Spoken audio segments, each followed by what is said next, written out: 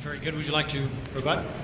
Yes. Last session, I got an opportunity to work with the Great Falls delegation, the immediate delegation, to get $100,000 to recruit new missions and keep old missions from Malmstrom Air Force Base. Malmstrom does an incredible job. Their commander does an incredible job, and I think they deserve all the support they can get, because we are living in a world where the war on terror needs to be addressed, and it needs to be addressed very, very accurately. Our next question. Red Burns. Yes, gentlemen, this question is for both of you. It deals with our international threats. We live in troubling times. The war in Iraq consumes much of our nation's military attention. Iran and North Korea are working at joining the nuclear club, which would bring corresponding instability to their respective areas of the world. Meanwhile, we continue to fight an enemy, terrorism, with no political structure and no geographic boundaries, making geopolitics complicated and treacherous. In your view, what do we need to do in the short term and in the long term to deal with these threats to our national security? You are right. This is probably, the war on terror is this country's greatest challenge. The enemy we don't see fights from the shadows. They are faceless. They kill indiscriminately women, young people, old people, just to further their cause. I think when World War II opened up, the President said we have nothing to fear but fear itself. And that's how terrorists operate, with a pall of fear. Our people that are serving in the military today understand this. They understand the risk. They also understand the task that has to be done. And we, as citizens of this country, have to take upon ourselves new responsibilities for our neighborhoods. It does present.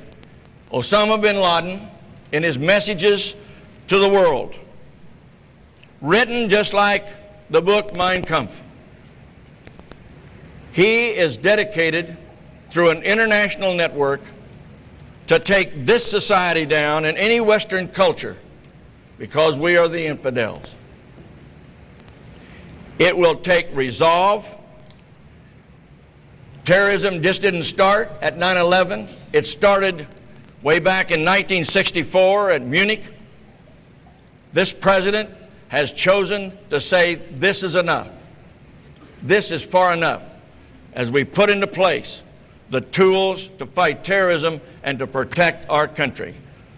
I took an oath when I went into the United States Senate to defend this country against all enemies, foreign and domestic. And that's what I plan to do. But it's going to take all of us working together to get it done. Jim, in the short term, I think we need to invest in our human intelligence to get our intelligence information up where we can be absolutely sure that it's accurate, and expand it so we can get the information before they get to us. The other thing we need to do is we need to expand our special forces so that we can go in to the terrorist groups, the cells, and break them up before they're able to attack. That's critically important. From a more global issue, when you start talking about places like North Korea and Iran, we missed some opportunities with North Korea, although I do applaud what's gone on now with the UN and the sanctions that are put on North Korea. Hopefully those will be able to show North Korea that developing nuclear weapons aren't in their best interest or any other country's best interest.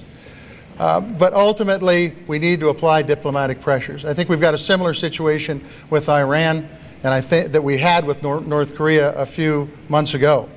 And we need to put diplomatic pressure on Iran, using our allies within the region and around the world, to make sure that they are not successful. Remember, they're the ones that did sign the non-nuclear proliferation treaty. We need to hold them to that. The last thing I want to talk about is the war in Iraq. We were fighting a war in Afghanistan, which was the war on terror. We were going after Osama bin Laden. and then we pulled the troops out and decided to fight a war in Iraq. The troops have done an incredible job in Iraq, make no mistake about it. But because of that decision, it's really taken our focus off the war on terror. Osama bin Laden still runs free, and Al-Qaeda still hasn't been put in their place. Would you like a rebuttal, Mr. Burns?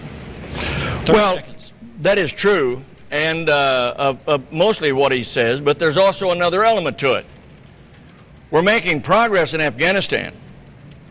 We've only got a certain areas that are bothered by the Taliban. The UN forces are there. They are there for a reason. In consultation with the leadership down there, we're making great progress with 2 provinces talking about, of all things, freedom and private land ownership and property rights, especially in the area where they produce poppies. Thank you. Now for our next panelist question. First of all, thank you for coming to Great Falls. We're glad to have you here. When we set our budgets in business or at home, we do it on the basis of priorities. We can't have it all, so we have to make choices.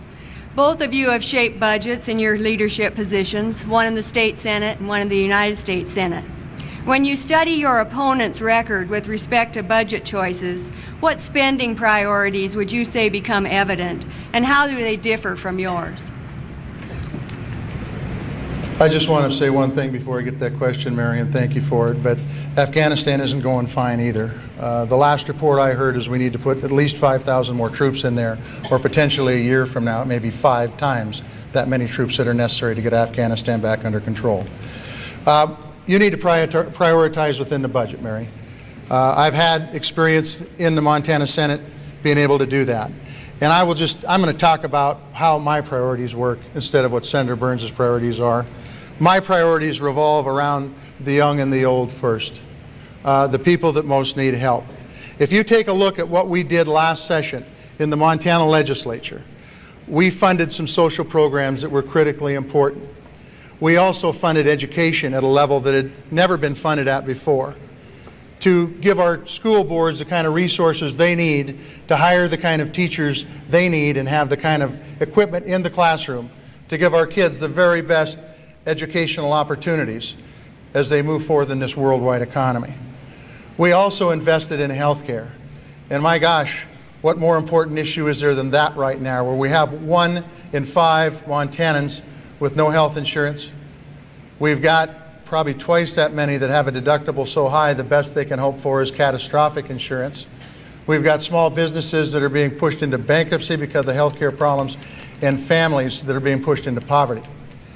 We addressed that in the Senate, in the House, and in the legislature last session by fully funding the Children's Health Insurance Program, by allowing tax credits for businesses that offer insurance to their people, to their employees, by passing a pooling bill so businesses can pool their resources and get insurance cheaper. And the list goes on and on. But my priorities are about the young and the old. Let's deal with education, let's deal with health care as starting points. Well, I start my priorities with national defense. If we don't stay free and safe, all other things do not matter. Then I look at how we compete as a nation internationally to make sure that we've got economic opportunities for all Americans. In other words, research. Research in the new technologies, in nanosciences, will keep us ahead of the rest of the world as we move into a new age of new technologies.